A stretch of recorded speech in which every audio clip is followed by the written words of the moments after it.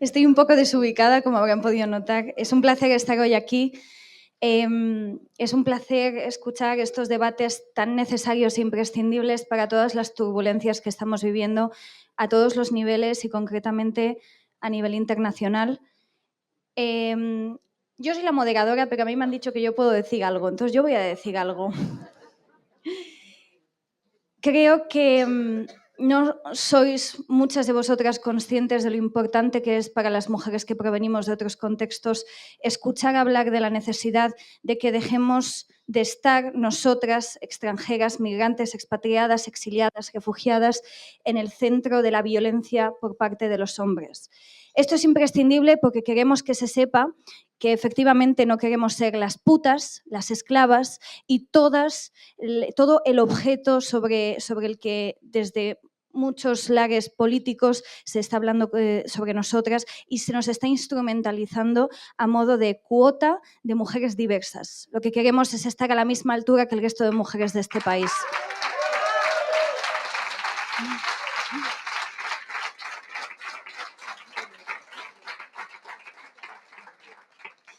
Queremos ser escritoras como Najat y algunas que la leímos cuando éramos todavía unas niñas, tuvimos ese referente.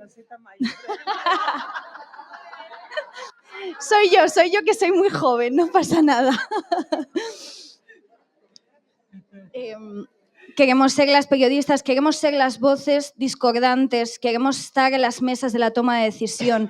Es imprescindible, no queremos que se tome decisiones en nuestro nombre, no queremos ser las que defiendan la libertad de ser violadas, explotadas o esclavizadas. Queremos que se nos tenga en cuenta y que se reparta el poder equitativamente porque existimos y porque también somos capaces de tomar esas decisiones. Y doy paso a 3 mujeres maravillosas, empezando por Alda Faccio, que es una jurista y escritora feminista, experta en derechos humanos, concretamente en las mujeres. En junio de 2014 fue electa por el Consejo de Derechos Humanos de la ONU para integrar el grupo de las 5 relatoras especiales sobre discriminación contra la mujer y la niña. Terminó su mandato en noviembre del 2020, pero es fundadora y directora académica del Instituto de Derechos Humanos de la Universidad de Toronto y muchas otras cosas, como todas las mujeres que estáis aquí y que hacéis muchísimas cosas. Muchas gracias por estar con nosotras, Alda. Te escuchamos. Muchas gracias. ¿Me escuchan bien? ¿Sí? ¿Me escuchan? ¿Alguien me puede decir si me escucha? Porque no sé. Sí, te escuchamos. Bueno, ok, gracias, Nur. Bueno, estoy encantada de estar aquí. Han sido las otras mesas maravillosas y me dejan tanto que pensar que voy a ser muy breve para que ya todas seguramente están muy cansadas, pero yo quería ocupar el espacio que tengo aquí para hacer 2 propuestas a este congreso que es tan importante, que le han dado el espacio a hablar de la situación a nivel internacional, porque tenemos que ser muy sororales unas con las otras a nivel internacional. No voy a hablar específicamente de mi país, Costa Rica, donde están también las leyes de identidad de género haciendo estragos, sino que quiero hablar de la propuesta, pero para ello voy a tomar unos minutitos para explicar que el sistema de derechos humanos de Naciones Unidas es un sistema dentro de un gran, enorme sistema de países y Naciones Unidas. Y a veces la gente se confunde y cree que hablar de la Comisión, de la Condición Jurídica y Social de la Mujer, es igual que hablar que el Consejo de Derechos Humanos, etcétera. Son cosas distintas. En el sistema de derechos humanos de la ONU hay 3 pilares importantes que forman ese sistema, y uno es el sistema de procedimientos especiales, que es en el que yo estaba, que es el de relatores o relatoras especiales y expertas independientes o grupos de trabajo. En el que yo estuve era un grupo de trabajo de los que hay solo 4 y los demás son unipersonales. Pero es importante saber esto porque es lo que hacemos, sea grupo de trabajo, sea experto independiente, sea relatora especial, es lo mismo. Es un procedimiento especial que tiene el mandato de hacer informes al Consejo de Derechos Humanos para que el Consejo de Derechos Humanos sepa lo que está pasando en el mundo. En el caso nuestro, teníamos que dar informes sobre las mujeres en todo el mundo. Y entonces uno se da cuenta de cómo, estando ahí, yo estuve 6 años de relatora, es cómo hay de cuestiones tan similares o cómo las estrategias, y especialmente esta estrategia de la que habló la mesa anterior, es una estrategia que es global y tiene sus diferentes formas de entrada dependiendo del país y de cómo está la situación de las mujeres en el país. Y la otra columna es los órganos de tratados, que son los comités, como ustedes han oído hablar del comité CEDAW. El comité CEDAW es compuesto por 23 expertas independientes, que es el que monitorea la implementación de la CEDAW. Esto se lo digo porque es importante para que vean las estrategias de lo que está haciendo el transgenerismo en el mundo del Sistema de Derechos Humanos de Naciones Unidas. Y el otro es el Consejo de Derechos Humanos con el monitoreo que hace el Consejo de Derechos Humanos del ay, se me fue la palabra en español. Bueno, cuando ve a ver cómo está la situación en cada país cada 4 años. Entonces, el, la CEDAW, que es el comité, ¿verdad?, que monitorea la convención, es, eh, tiene elecciones cada 4 años, cada 2 años, y cada 4 años cambia la mitad, la otra mitad. Y es importante que estemos monitoreando porque cada vez hay más transgeneristas dentro del comité CEDAW y hay una propuesta del comité del movimiento del lobby trans, por ejemplo, para que se le quite la palabra, tanto que hablaba Ángeles de que la definición de discriminación de la CEDAW es basada en el sexo, y están tratando de eliminar la palabra sexo de la convención, cambiarla. Y como para poder cambiar esa redacción, tiene que irse a la Asamblea General de Naciones Unidas, pero los estados en realidad no les importa. La mayoría, y yo estando ahí, que tuve que por 6 años dar informes al Consejo, no, ni entienden la diferencia entre sexo y género, ni les importa mucho lo de las mujeres. Entonces es fácil que un lobby que tiene una estrategia pueda meterse directamente a cambiar una cosa y decir: "Ay, no importa que se diga género o se diga sexo, ¿qué importa?". Y así lo van a lograr algún día. No lo han logrado todavía, pero lo van a lograr.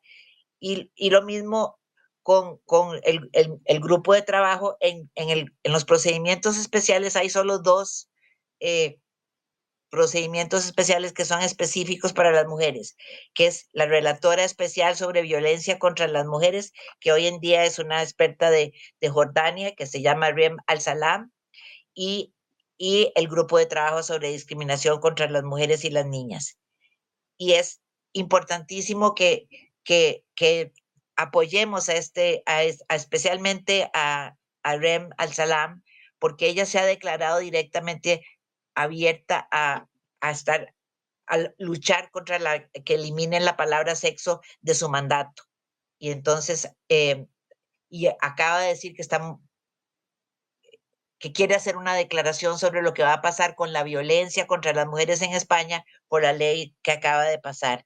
Y entonces es importante que se, que se, que se le diga que están de acuerdo ustedes, las españolas, con que mande esa declaración para que ella se sienta empoderada de hacerlo, porque dentro de Naciones Unidas, dentro del sistema de derechos humanos, casi no hay personas feministas que estén del lado nuestro, de creer en que las mujeres somos personas que somos discriminadas, sino que quieren eliminar lo que hablaba María José, de que son géneros. Entonces no importa, o sea, ya las mujeres, dejemos de hablar de mujeres, hablemos de géneros discriminados, y cada vez hay más y más géneros. Entonces cada vez va a ser imposible de llevar una información. ¿Cómo se hace? Como si uno llega a un país y no sabe cuántos géneros hay, si es fluctuante, va a cambiar. ¿Cómo hace un informe sobre la situación de las mujeres si no hay la categoría mujeres?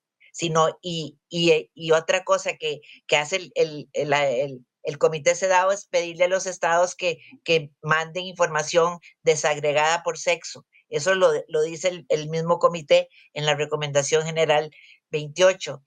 Y si no hay, ¿cómo se va a hacer? Entonces, ¿cómo se va a saber cuánta violencia hay contra las mujeres si no se pueden, no hay datos desagregados por sexo? Entonces si matan a una persona, tiene que ser una persona, no se sabe de qué sexo es y no se puede entonces conocer cuán grande es la violencia contra las mujeres. Y eso quería decirles porque esa es una de las propuestas para que apoyemos a Rem Al Salam y porque dentro, como les digo, como yo estaba ahí, cada vez que yo trataba de decir, pero ¿por qué están hablando así? ¿Por qué dicen que género, identidad de género es lo mismo? Me decían transfoba. Entonces ya tenía que callarme. Pero hay que seguir luchando porque ahora quiero decirles de la otra propuesta que quiero hacer es que este 25 de junio del 2023 se cumplen 30 años desde que las mujeres en lo que habló Marcela al principio en el Conferencia Mundial de Derechos Humanos de Viena, nos declaró humanas al decir que los derechos de las mujeres son derechos humanos. Y esto es muy importante recordarlo y celebrarlo porque mucha gente, especialmente eh, las feministas más jóvenes, no saben que hubo una época en que las mujeres no éramos humanas para el derecho internacional de los derechos humanos, no éramos. Yo la mayoría de mi vida la viví sin ser humana, o sea, no era porque los derechos de las mujeres no eran derechos humanos. Y parece vacilón, pero vea, tenía consecuencias eso, tenía la consecuencia de que la CEDAW, que es un comité que hoy día sí es un comité de derechos humanos, antes del 2018, que fue cuando se pasa ya a ser parte del sistema de derechos humanos, no era considerado un comité de derechos humanos ni del sistema de derechos humanos, era un comité que se reunía en Nueva York aparte, no con los principios de derechos humanos, ni podía influir los derechos humanos, porque las mujeres no existíamos en el derecho de los derechos humanos. Y lo mismo pasó entonces cuando en Viena se declara no solo que los derechos de las mujeres son derechos humanos, sino que la violencia contra las mujeres es una violación a los derechos humanos. Eso cambia toda la estructura de Naciones Unidas y por primera vez en 1994 se nombra una relatora especial en violencia contra las mujeres. Y de ahí en adelante, todos los años han tenido que aguantarse el Consejo de Derechos Humanos el informe de violencia contra las mujeres a nivel mundial, porque no pueden decir, no, no existe, o es en ese país, pero en este no, sino que ella hace un informe mundial de la violencia contra las mujeres. Esos son dos hitos importantísimos que la gente no los conoce. La mayoría de las feministas no saben que gracias a que existe la relatora, que se creó esa idea de la relatora y por ende pudimos hacer la Declaración de Naciones Unidas sobre violencia contra las mujeres, es que entonces en los países las mujeres, las feministas empezaron a cabildear, a hacer lobby para que hubiera leyes sobre violencia contra las mujeres. Y el Tratado de Belén do Pará, que fue el primer tratado de violencia contra las mujeres, sale en mismo 94, o sea, un año después de Viena. Esas son consecuencias importantes de saber porque si nos empiezan a quitar lo que hemos ganado a nivel global, va a tener efectos a nivel local también.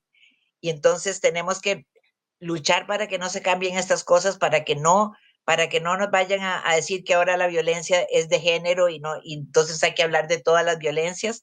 Y por eso yo apoyé mucho que hubiera un procedimiento especial para las personas eh, sobre la violencia por la orientación sexual y la identidad de género, eso lo agregaron unos estados, pero vea que los estados que votaron a favor ni siquiera sabían qué era identidad de género, simplemente votaron a favor porque no saben ni qué es. Entonces hay que tener cuidado de que, y pienso yo, en mi propuesta es con esto termino, de que este 25 de junio no dejemos que pase desapercibido los 30 años de que las mujeres somos humanas. Hagamos algo en cada país, les pido, en cada localidad, hagan algo, aunque sea del tema que ustedes, si están tocando el tema de la prostitución, recuerden que puede hacer una conferencia sobre prostitución y los 30 años de ser humanas. Es así para que no nos dejemos que nos borren, porque lo que están haciendo es borrando a las mujeres de lo poquito. Es que solo tenemos 30 años, imagínense que no nos han dejado ni llegar a viejas en como humanas, sino que en 30 años ya nos quieren borrar, nos quitaron, ya no existimos. Entonces, es importantísimo que veamos esto y que no dejemos pasar esta ocasión del 25 de junio, que es cuando se cumplen los 30 años de la humanidad de las mujeres. Gracias. A continuación, darle paso a Hadija Amin, periodista, feminista afgana, actualmente residiendo en España, y recalcar a colación de lo que ha dicho Alda, para ayudar a mujeres como Hadija a salir de Afganistán el pasado último año y medio, hemos tenido que justificar que las mujeres somos un grupo social porque la Convención de Ginebra de 1951 no reconoce que el sexo es un motivo de persecución en los países en el que lo es. Hemos tenido que reapropiarnos de las directrices de ACNUR que siguen sin renovar desde el año 2002 para justificar por qué las mujeres están siendo perseguidas y en qué tipo de colectivo pequeño las convierte eso. Esto es una gran perspectiva de que encima luego nos dicen que todo está hecho. Vale, pues no está hecho ni la mitad, porque en este tipo de crisis que hemos vivido lo hemos visto claramente. Y ahora va a haber un vídeo, ¿no? Sí.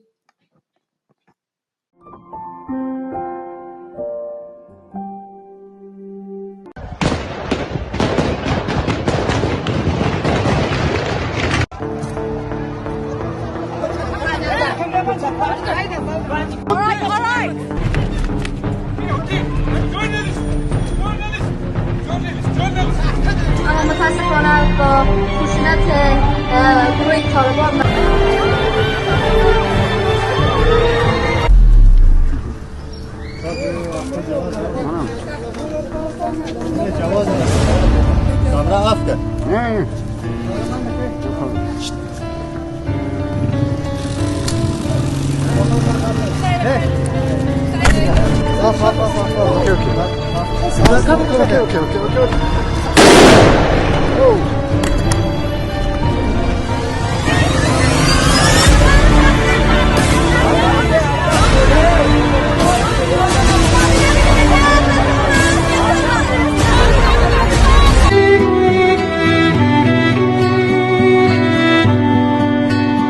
خبرهایی که نشر میشه کنم بشنوه بیخ یک قسم مایوس آدم میشه از زندگی آدم بیزار میاد یک بم هستم پرتن که کل ما یکی غم دیگر نبینیم.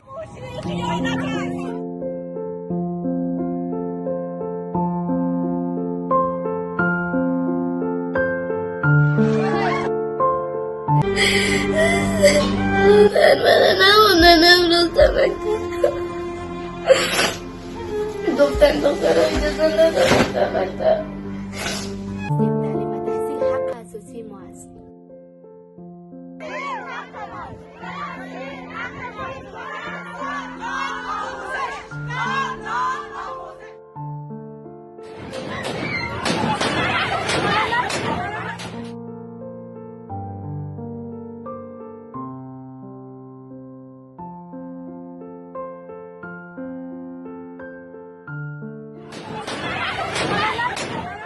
Buenas tardes a todas. Muchas gracias para darme oportunidad de hablar sobre problemas mujeres afganas, que de momento en Afganistán mujeres no tienen derecho de nada. A veces yo digo, en Afganistán mujeres no tienen permiso de respirar si los talibanes no quieren. Es que significa las mujeres en Afganistán no pueden estudiar, ni trabajar, ni salir, nada. Que esto para mí es muy duro. Cuando yo hablo sobre mujeres afganas, para mí es muy duro. Hemos tenido muchas oportunidades, libertad en Afganistán durante 20 años. Pero en un día, en 2-3 horas, hemos perdido todo. Estamos celebrando 8 de marzo, estamos en Semana de Mujeres, Día de Mujeres, pero en Afganistán las mujeres no tienen derecho de nada. Somos feministas y estamos luchando por nuestro derecho, pero en otro lado del mundo mujeres en Afganistán no tienen derecho de nada. Cuando yo veo este video me emociona mucho. Es que esta niña estaba llorando por no tenía permiso de ir a escuela, que eso es muy duro para todo el mundo. Durante 15 meses o más de 15 meses, cuando los talibanes tomaron poder en Afganistán, mujeres están luchando. Es muy peligroso, es un riesgo muy grande para mujeres luchar en Afganistán. Es muy duro, es muy difícil para ellas que están luchando. Los talibanes han asesinado muchas mujeres durante 20 años, no solo después de tomar poder en Kabul. Antes de esto, también los talibanes habían asesinado mujeres y ahora cuando las mujeres quieren salir de casa para hacer protesta para sus derechos y tienen 3 deseos como libertad, pan y trabajo, que es muy importante para todo el mundo. Pero los talibanes han arrestado muchas mujeres, han asesinado muchas mujeres. He tenido entrevistas con las niñas que no pueden ir a la escuela.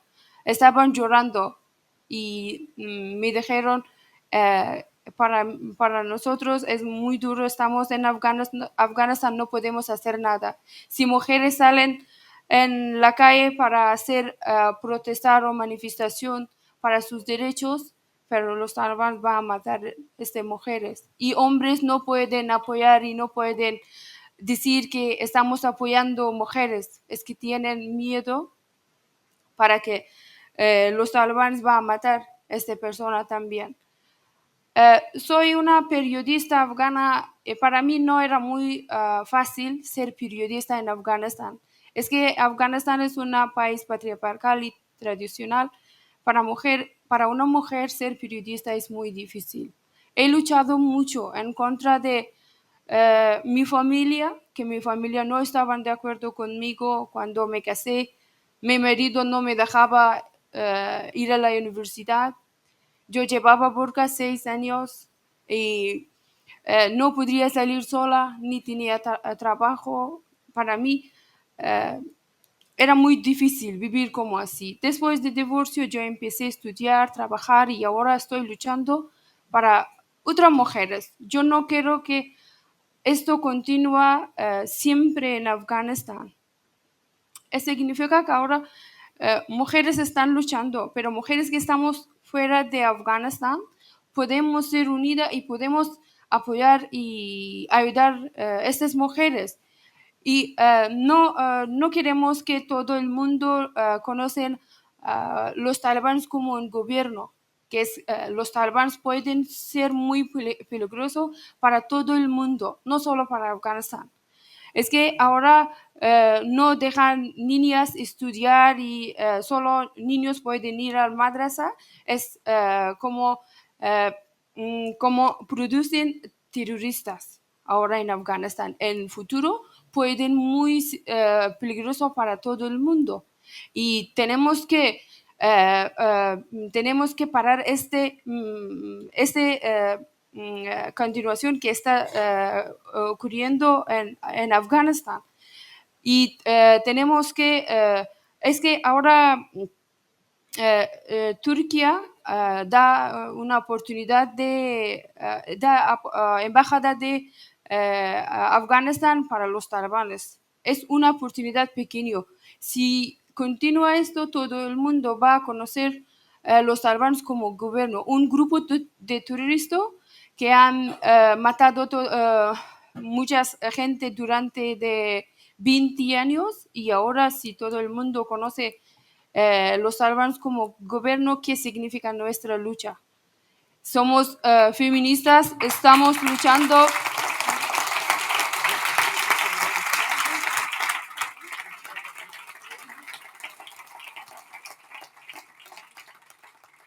estamos luchando por nuestro derecho, pero si todo el mundo conoce los talibanes como gobierno sin derecho de mujeres en Afganistán, nuestra lucha, ¿qué va a significar? Tenemos que apoyar a las mujeres afganas, como ahora hay muchas mujeres españolas que están ayudando a mujeres y me dan la oportunidad de participar como hoy en programas y tenemos que hablar sobre mujeres. No queremos que todo el mundo olvide a las mujeres afganas, que es muy importante para nosotros. Y me dan la oportunidad de hablar, la oportunidad de participar en actos sobre mujeres afganas y agradezco mucho. Club 25 es un grupo de feministas que me han dado una oportunidad de ser una socia de este club, que para mí es muy importante. Soy una mujer afgana. Yo pensaba que he perdido todos mis logros y ahora soy una mujer refugiada, pero con esta oportunidad yo siento que no. Aquí es mi país, España es mi país y estoy con mujeres y trabajamos para otras mujeres que están en Afganistán.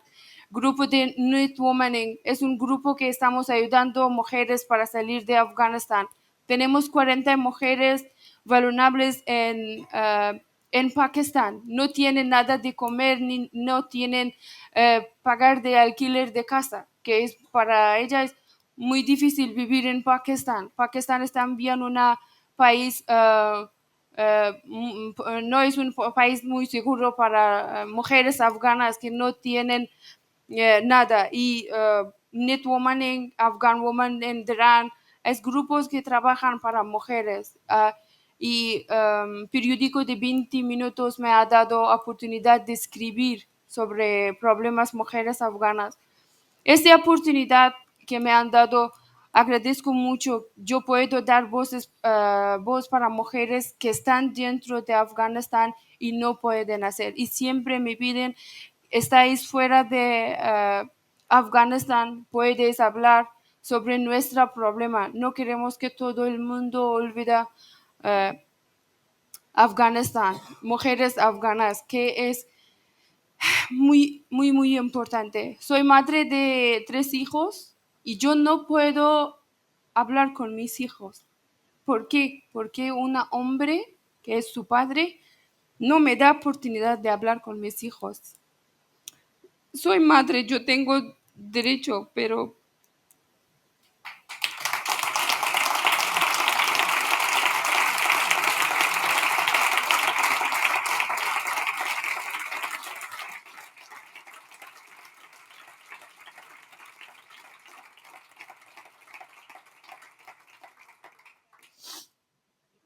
hicimos muchos sacrificios durante 20 años en Afganistán. Como yo, hay muchas mujeres. Yo no puedo olvidar de noche. Yo quise quemarme porque yo no podría aguantar esta vida. Mi hijo tenía 8 años. No, perdona, 8 meses. Todavía él tiene miedo de fuego porque él ve su madre dentro de fuego. Yo tenía suerte, ahora estoy aquí, pero mis hijos están viviendo sin su madre. Todos sabemos que para una hija de 8 años y que 2 otras tienen 6 años, es muy difícil vivir. Pero soy un ejemplo muy pequeño de comunidad de Afganistán, pero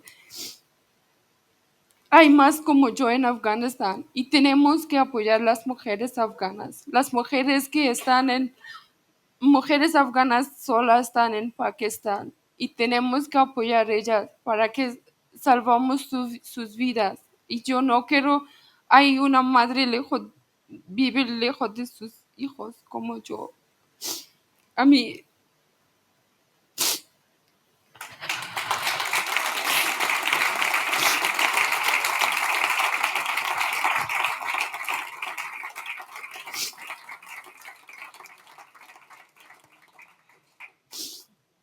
mujeres están esperando en Pakistán para que la Embajada de España da una cita para estas mujeres que están solas con sus niños y niñas, pero el proceso es muy lento y tienen que esperar más, pero tenemos que apoyar, tenemos que hablar con el gobierno para que dan cita para estas mujeres que están solas y vulnerables en Pakistán. Y tenemos que salvar sus vidas. Es que Pakistán es no un país muy seguro para mujeres afganas. Muchas gracias. Yo no quiero decir.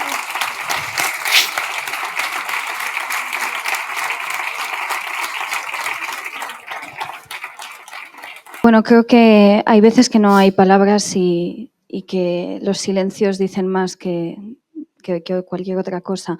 Quiero que sepáis que estamos con un Ministerio de Asuntos Exteriores dirigido por un partido socialista y que algunas organizaciones llevamos más de 9 meses sin tener ningún tipo de respuesta, con madres solteras, con niños tiradas en Pakistán, con madres solteras también sin ningún tipo de recursos, con mujeres solteras completamente desprovistas de protección en países en los que la protección de los varones es imprescindible.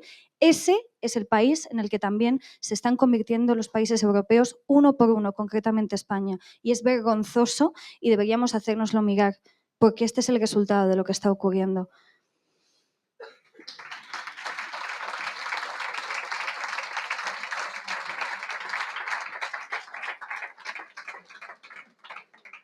Y voy a dar paso a Najat El Hashmi, escritora ganadora del Premio Nadal en 2021, autora del ensayo Siempre han hablado por nosotras, colaboradora en El País y en la cadena SER. Muchas gracias por estar hoy aquí. Para mí es un honor. Sí. Muchas gracias, Nur. Gracias, Khadija. Gracias por tu testimonio. Mientras hablabas pensaba, me venía una expresión muy americana que es shame on you, shame on you.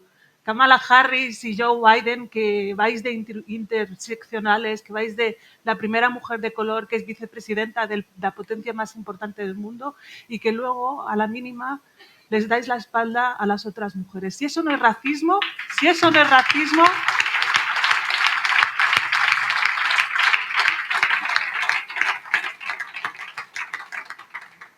racismo a través de la geopolítica, racismo a través de las políticas de identidad, que es de lo que yo quería hablar y que entronca precisamente también con eso, ¿no? Cómo con la identidad nos están intentando sepultar a las mujeres que procedemos de familias musulmanas, que hemos tenido la desgracia de nacer en el Islam. Es una... y que, bueno, de repente parece que nos tenemos que conformar con esa desgracia porque es lo que queremos, porque estamos muy cómodas, estamos muy a gusto con no tener los mismos derechos que los hombres y con estar sometidas a los hombres. Básicamente, esto es de lo que... Y yo no voy a hablar, siento salirme un poco del guión, pero no voy a hablar de... Estamos en una mesa de feminismo internacional, pero yo voy a hablar de España, no voy a hablar de lo que está pasando en otros países. ¿Por qué? Porque el otro día una amiga me mandó un WhatsApp para decirme, bueno, esta alumna que tú conociste ya desapareció del colegio, del instituto. Con 16 años, con 16 años ya la educación no es obligatoria, pues los padres consideran que está mejor en casa cuidando de los hermanos pequeños. Y esta mora de mierda no le importa absolutamente a nadie. ¿Vale? No vamos a ver ningún tipo de declaración oficial de solidaridad con esta chica que está siendo encerrada en su casa en un pueblo del interior de Cataluña, no en Afganistán. Que está siendo encerrada, como están siendo encerradas tantas niñas y tantas chicas y tantas mujeres en los barrios donde hay mayoría de población de origen musulmán y que se están convirtiendo en auténticas prisiones para nosotras. En auténticas prisiones para nosotras porque hay una extraña alianza que nosotras no decidimos, que alguien decidió por nosotras. En su momento se dijo que había una alianza de civilizaciones, yo creo que hay una alianza de patriarcados misóginos bueno, que han establecido que, primero, que puede haber esa segregación urbanística que a quienes nos perjudica principalmente a las mujeres, porque pasamos a estar sometidas al control de nuestros vecinos y pasamos a tener que cumplir con las mismas normas de las que escapamos en nuestros países de origen, lo cual es tremendo porque, bueno, decía antes Ana de Miguel que tenemos que celebrar que haya igualdad legal, ¿no? Que no estamos, que hay cosas que sí que valoramos positivamente, ¿no? Y nosotras, voy a decir moras porque decir hijas de familias musulmanas o que proceden de contextos islámicos es como muy largo y además es que entre nosotras usamos la palabra mora y bueno, a mí no me... Para mí ser mora no es ningún problema, o sea que no veo por qué no puedo usar la palabra. Pues las moras, cuando aterrizamos aquí con nuestras familias, nos dimos cuenta muy rápido, incluso nuestras madres analfabetas que no habían estudiado teoría feminista, ni mucho menos, se dieron cuenta de que había una diferencia muy importante entre vivir aquí y vivir en Marruecos. Y la prueba es que la amenaza que normalmente usaban los hombres para amedrentar a las mujeres que se rebelaban contra algo era amenazarlas con llevarlas a Marruecos. Esa era la amenaza que era como lo peor que nos podía pasar. Así que nos dimos cuenta de que teníamos la oportunidad, se nos abría una puerta a una sociedad donde la educación era obligatoria, lo cual pues era un avance muy importante. Había mujeres que podían tener un trabajo remunerado fuera de casa, con lo cual tenían una independencia económica que lo que hacía era que, bueno, marcar una diferencia muy importante y nos daba la oportunidad de no ser dependientes como tenían que ser nuestras madres por esa imposibilidad de ganarse la vida, ¿no? Nos dimos cuenta que había libertad sexual. Bueno, libertad, luego vimos que no tanta. Pensad que yo, por ejemplo, llegué en 1987, que fue el fin de año en el que Sabrina se sacó una teta en televisión española. Entonces, esa era la imagen de la libertad sexual Pero más o menos digamos que las mujeres pueden decidir si casarse o no casarse, si tener hijos o no tener hijos, pueden escoger incluso a sus maridos, pueden conocerlos antes de la noche de bodas, lo cual pues se agradece. Y claro, todo eso lo vimos claramente como algo que nosotras también queríamos. Nosotras también queríamos esa libertad, esa dignidad y esos derechos, ¿no? Y empezamos a trabajar duro y a intentar y a confrontarnos con nuestro propio entorno y nuestra propia familia. Con, no sé, la creencia, no sé de dónde nos salió esa creencia, de que como la sociedad en la que estábamos creciendo estaba articulada de esta forma, pues nos apoyaría a nosotras para conquistar esos derechos. Luego resultó que en vez de eso empezaron a invitar a imames de la mezquita a hablar sobre las mujeres y los derechos de las mujeres. Y empezaron a hablar de... ¡Qué grande, sí! Y empezaron se inventaron una cosa que no existía, que era la Comisión Islámica de España, y esa comisión de repente tenía que decidir cómo teníamos que vivir las mujeres, se inventaron la diversidad, se inventaron las mesas de la diversidad, donde, bueno, había que ver cómo funcionaba el Islam y había que entender esa cultura tan distinta, entender toda esa complejidad, porque claro, ¿cómo vas a entender que esas moras sean simples seres humanos? O sea, ¿cómo vas a incorporar de repente que esas moras son simples seres humanos que tienen tantos derechos como nosotras, como las otras, como las autóctonas, ¿no? Entonces, la consecuencia de todo esto es que nos tuvimos que confrontar con nuestras propias familias, nos tuvimos que confrontar con la comunidad que alguien inventó para nosotras, especial, que no sabíamos ni que existía, pero con los líderes comunitarios que también se autoproclamaron o los designaron desde la política, les dieron un poder para que ellos fueran representantes de esa comunidad. Tuvimos que confrontarnos con los imames de las mezquitas, con los nuevos imames que venían, que eran básicamente fundamentalistas, que eso es otro fenómeno que se nos bueno, nos encontramos y luego pues tuvimos que empezar a lidiar con una de las formas más sofisticadas de racismo que hemos conocido, que es el relativismo cultural.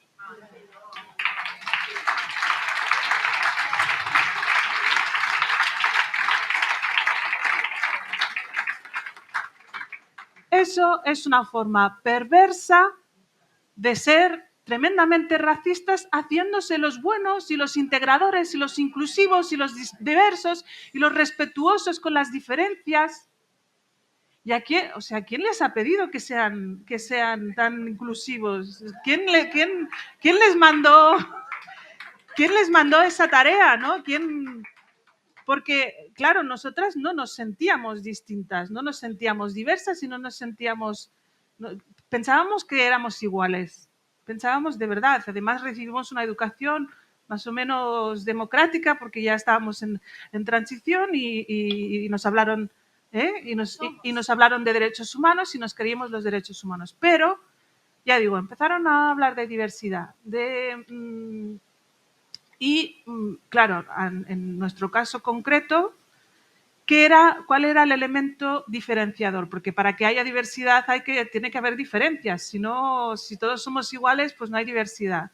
Y para que unos se puedan colgar la medalla de inclusivos de la diversidad, tiene que tener alguien al lado que sea diverso y que se le note. Porque si es diverso, claro, si es diverso y no se le nota, pues no sirve de nada.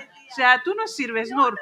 Porque a menos que te... Yo no rompo la estética de los escenarios, ¿vale? Entonces no valgo directamente.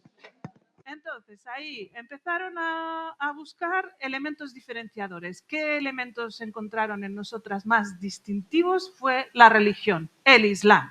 Y de repente el Islam se elevó a categoría de identidad cultural, como un elemento que para nosotros y para nosotras era importantísimo y no podíamos renunciar a él, algo inamovible que siempre era exactamente igual, pero además con el giro de guión inesperado que diríamos a la hora de escribir historias, de que quienes estaban ya preparados para salir a la arena política y erigirse en esos representantes de la diversidad, no eran simples musulmanes, no eran esos hombres y esas mujeres que habían venido a trabajar, que bastante trabajo tenían con sus jornadas laborales y con las situaciones de precariedad en la que estaban, no fueron esos hombres. O sea, esa idea de que la comunidad musulmana se organizó y de repente decidió buscar líderes, asociaciones, eso yo no lo he visto en ningún sitio. Yo he estado en contacto con mucha gente de origen musulmán, muchos inmigrantes marroquíes, y de verdad que no conozco a nadie que se le hubiera pasado por la cabeza hacer una asociación de inmigrantes musulmanes. O sea, eso es un invento de la clase política.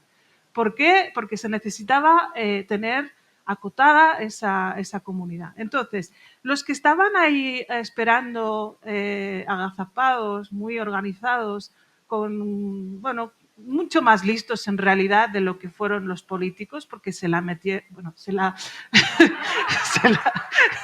perdón.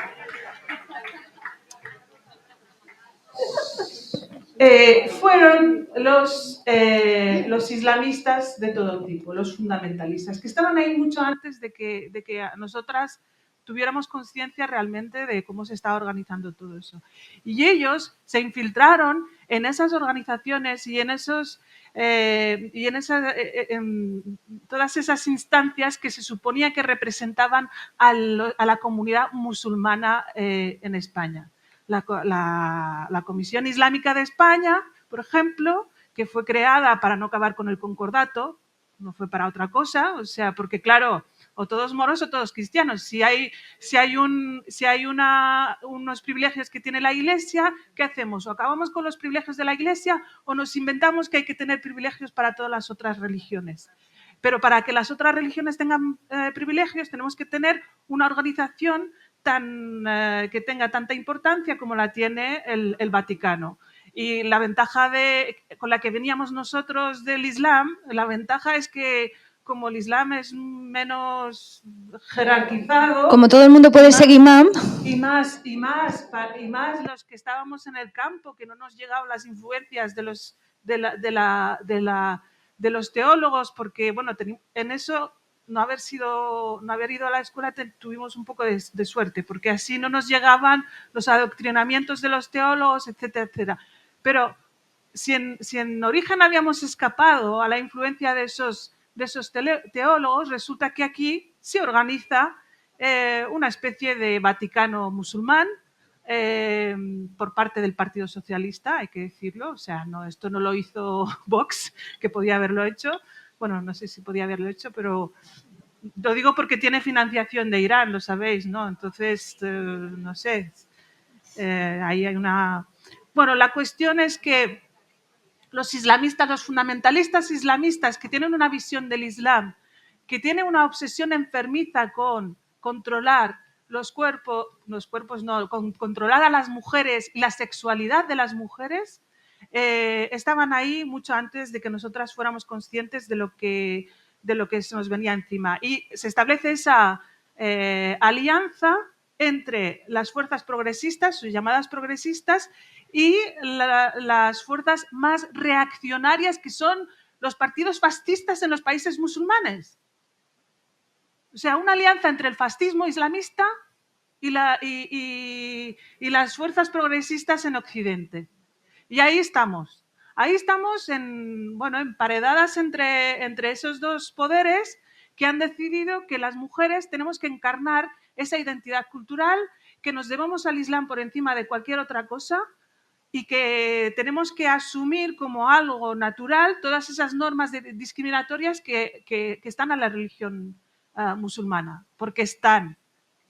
Ahora ya pasa un poquito de moda lo de que si el feminismo islámico, que si el Corán es feminista, que si lo hicieron machista los traductores se encargaron hicieron machista de esto. Esto ha pasado un poquito de moda, pero ha calado y si, por ejemplo, habláis con chicos y chicas jóvenes, hijos de familias musulmanas, vais a ver cómo todo el argumentario de los fundamentalistas está ahí, les llega directamente, les llega a través de redes sociales, hay montones de predicadores en Instagram o no sé si en TikTok, porque no conozco TikTok, pero que están dando esa visión en la que de repente el Islam es el mejor de los mundos para las mujeres.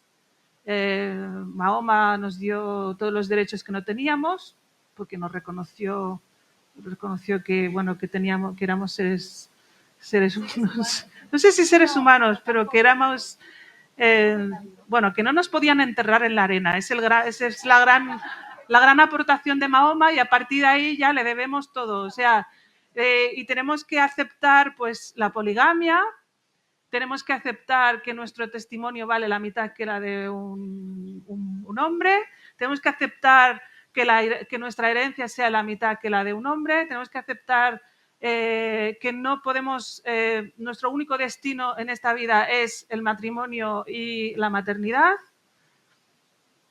que aunque sea cuidar, pues no es feminismo. Porque...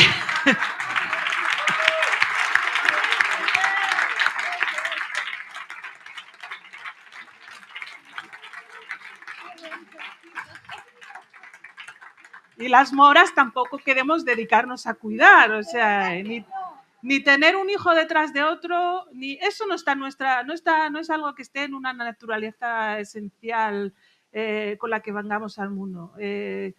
Yo cuando era jovencita veía a las mujeres de mi barrio traficar con anticonceptivos porque estaban hartas de parir un hijo detrás de otro. Es que ninguna mujer quiere estar pariendo un hijo detrás de otro. Eso no está en la naturaleza de nadie. O sea, pero ahora, por ejemplo, les llegan sermones de fundamentalistas que les dicen que eso es haram. Porque una de las cosas que tiene el fundamentalismo es que de repente ya no nos basta con ser las musulmanas que éramos cuando estábamos en el pueblo, sino que tenemos que ser mucho mejores musulmanas y cumplir con toda una serie de normas que, bueno, que se están inventando ellos, porque cuando Mahoma dio su, bueno, su mensaje, su recita, pues no, hay muchas cosas que no existían. Yo cuando escuché un sermón de un imam quejándose de los zapatos de tacón de las mujeres que provocan a los hombres, pues digo, bueno, Mahoma no sé si estaría de acuerdo igual, porque no existían, ¿no? Y con los anticonceptivos, etcétera. Y yo creo sinceramente que eso es, o sea, el fundamentalismo es una reacción en toda regla a el movimiento de liberación de las mujeres musulmanas.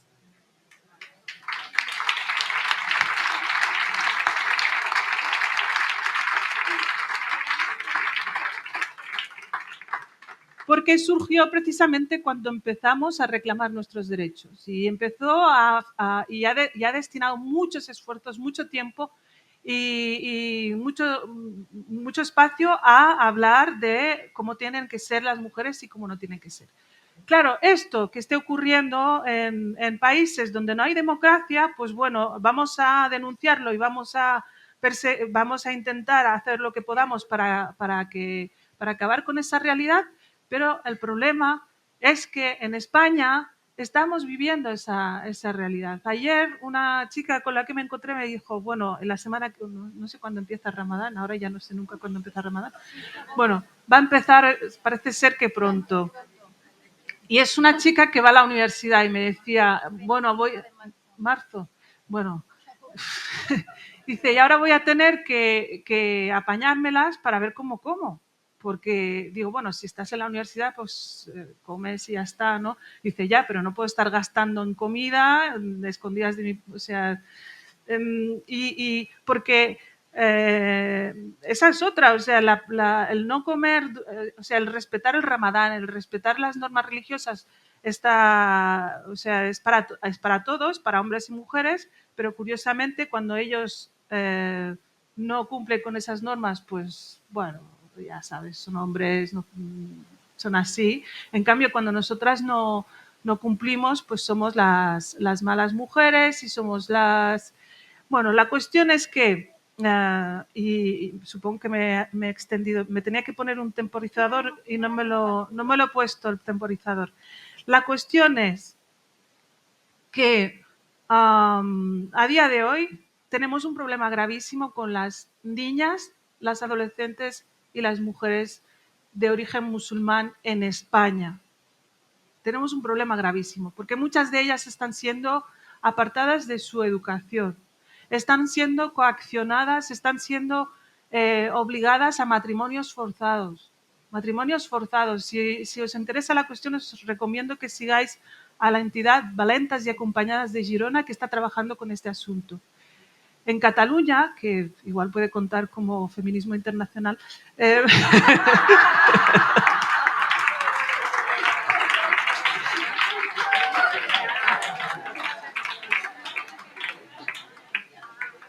en Cataluña parece ser que hay un protocolo para prevenir los matrimonios forzados.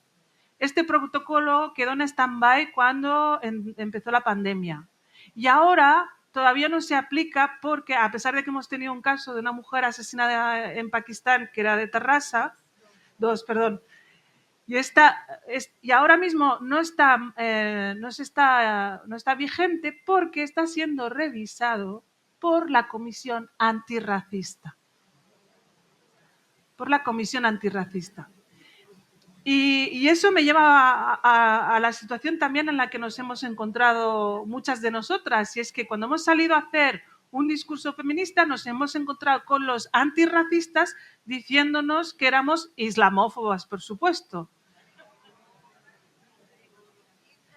Que yo preferiría morófobos, porque claro, el racismo específico que hay contra la población de origen musulmana en España, que lo hay, no es islamofobia, no es rechazo al islam, es rechazo al moro, por tanto es morofobia.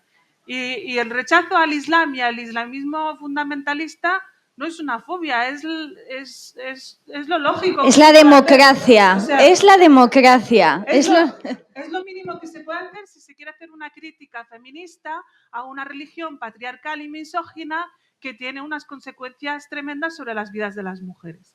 Pues no tenemos ese...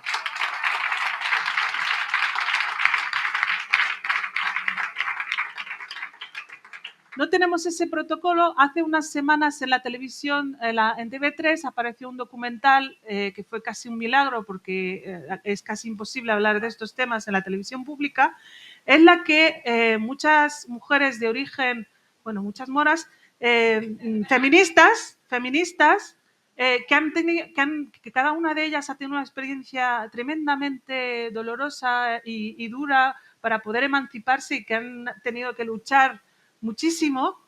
En este reportaje se le daba la oportunidad de expresarse a la directora de Protección a la Infancia de la Generalitat de Cataluña y decía que no hay ningún problema, con que en los colegios pues hay quien lleva pantalones bajados y hay quien lleva velo y que eso no supone ningún problema absolutamente, que ellos no tienen constancia de ningún caso, que, bueno, claro, no puedes tener constancia si estás negando sistemáticamente la realidad y si tienes en tu Parlamento una mujer que lleva velo para simbolizar precisamente esa inclusión y esa diversidad.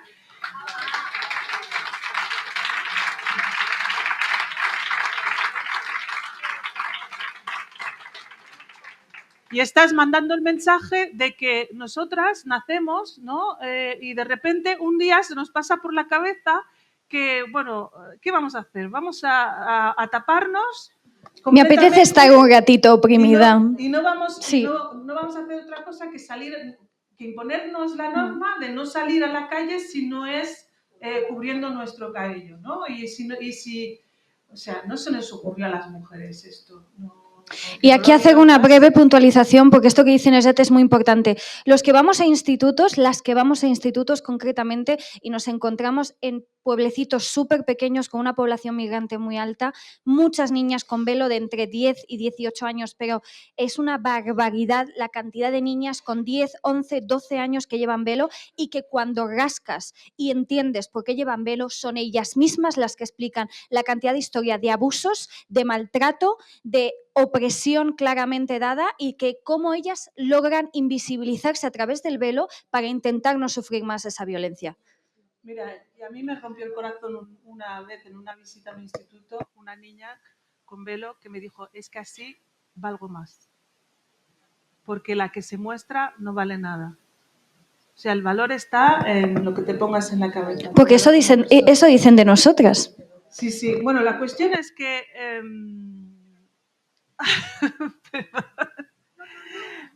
vale. Es que, bueno, vuelva y luego le digo algo, Mamelia, luego... Pero yo le tengo que decir algo concreto a usted después.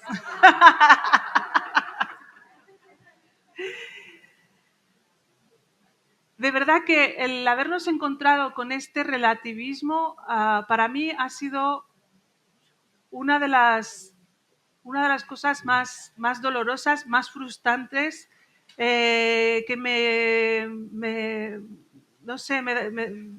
da mucha rabia porque me siento muy impotente y pensar, teníamos la oportunidad perfecta para poder... Es muy difícil el camino de emanciparte, el camino de conquistar esa libertad, pero tenías las condiciones, las condiciones que habían establecido las otras mujeres que aquí habían luchado para lograrlas, ¿no? Y luego hay otra cosa mucho más perversa también en ese relativismo que nos impide hablar a nosotras de feminismo sin más, y es qué visión se tiene del hombre musulmán. Qué visión más esencialista y más racista, porque hay dentro de esta corriente relativista que se dice antirracista, inclusiva, no sé qué, existe la idea de que nosotras no podemos hablar con los hombres de nuestro mismo origen de feminismo porque no está en nuestra cultura. Entonces, ¿qué pasa? Que al moro hay que dejarle ser moro para toda la vida y no puede cambiar. y no puede comer. Esto no lo digo yo, esto lo sabe Ana Di Miguel, que lo decía Hassim Amin en 1909 en Egipto. Que qué visión tenéis del hombre para pensar que solo si las mujeres se cubren, ellos se pueden comportar como seres humanos, ¿no? Y si no se convierten son animales. O sea, esa visión del hombre como un animal es tremendamente racista y es una herencia de ese legado racista que tenemos.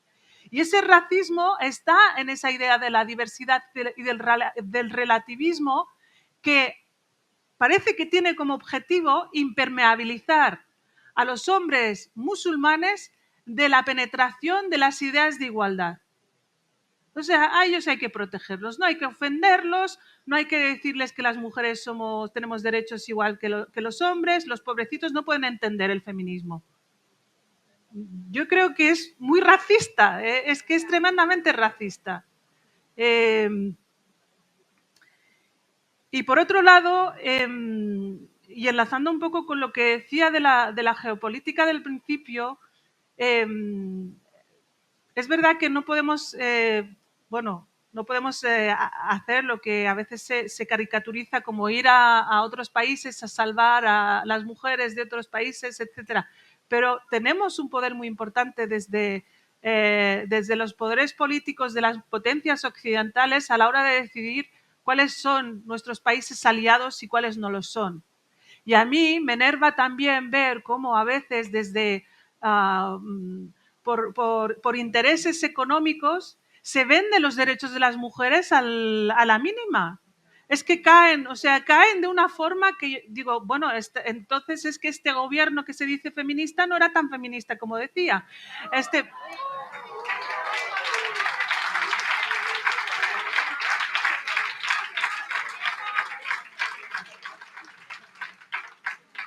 Si te vas a jugar la Copa del Fútbol a Qatar y no te importa la situación en la que están viviendo las mujeres en Qatar, si te vas a Arabia Saudí, no sé qué hicieron, qué otra cosa hicieron la Eurocopa. Sí. O si dices que Marruecos es un país con el que se puede hablar tranquilamente porque ahora pues tenemos buenas relaciones, ¿no? Ahora somos amigos otra vez y que todo va bien y que no pasa nada, siendo como es un país que recibe fondos de la Unión Europea para hacer de frontera de Europa, sin pedirle nada a cambio, un país donde todavía a día de hoy puedes ir a la cárcel por adulterio, o las madres solteras no tienen reconocidos sus derechos porque sus hijos son invisibles, no existen, siendo también, hay que decirlo, para ya ponerles toda la agenda feminista, uno de los principales países de destino de turismo sexual, Marruecos. Entonces, cuando se dice que en Marruecos todo va bien y que está todo fantásticamente maravilloso porque hay una apertura y hay no sé qué, ¿de quién están hablando en realidad? No están hablando de las mujeres. Sigue habiendo matrimonios infantiles en Marruecos, porque cuando se hizo la reforma de la mudáwana, que elevaba la edad a los 18 años, se puso un pequeño apendicito que decía, bueno, en caso de que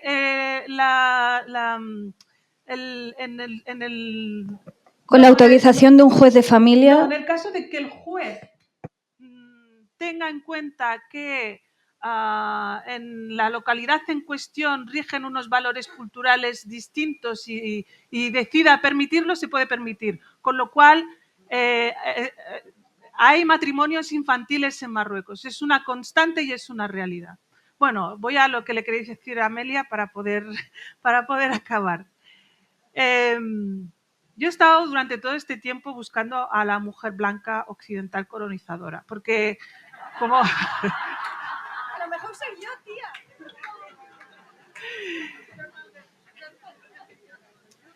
Y a mí, desde hace un tiempo me dijeron que erais vosotras.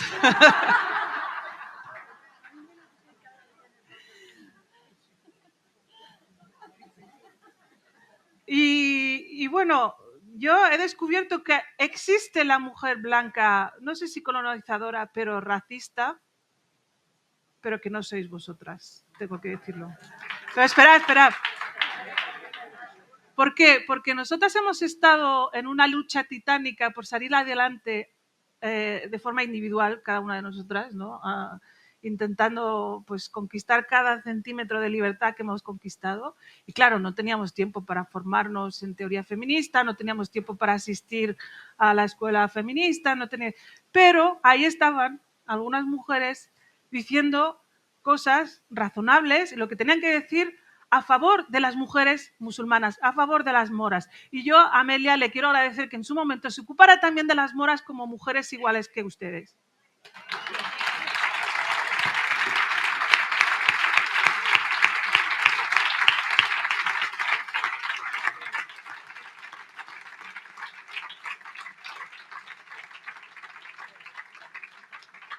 Y que cuando por ejemplo, en 2003, que yo estaba intentando salir de 30.000 cosas y, bueno, no sé cómo lo hice, pero había alguien como Celia Morós dando una conferencia y diciendo, la identidad sexual, la identidad cultural es sexuada.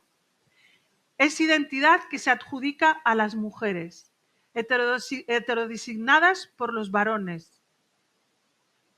Y yo digo, y por las feministas no diversas, inclusivas, no sé qué. Estas son realmente las feministas, las mujeres blancas, occidentales, colonizadoras. Las mujeres que se dicen feministas y defienden solamente para ellas los derechos que tenían que defender para las moras, para las gitanas, para las latinas, para todas.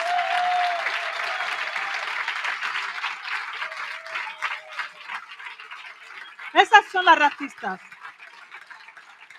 Gracias. Amelia, gracias. Pues yo creo que no se puede cerrar mejor esto. Yo creo que soy un poco hija de todo el trabajo que han hecho tantas mujeres durante tanto tiempo. Creo, queridas compañeras de FEMES, que estaréis de acuerdo conmigo y creo expresar el sentir de todas las componentes de FEMES. FEMES se dirigirá oficialmente a nuestro Ministerio de Exteriores pidiendo que tome cartas.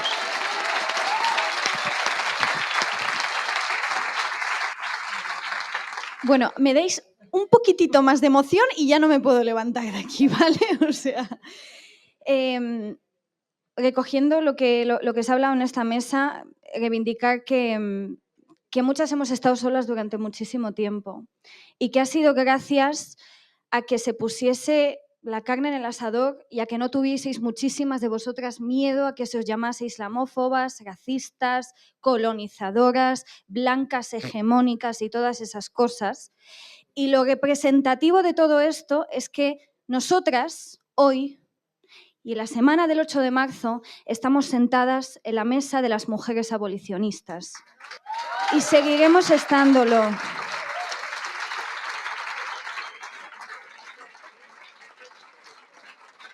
Y mientras siguen usando a otras mujeres que todavía no son conscientes de lo que eso implica, de lo que implica que la libertad es para todas y que en el momento en el que no dé miedo que Salma o Fátima no tengan la misma libertad que Eva o María en una clase, entonces creo que tendremos un problema muy grave como país. O sea que muchísimas gracias por todo vuestro trabajo, compañeras.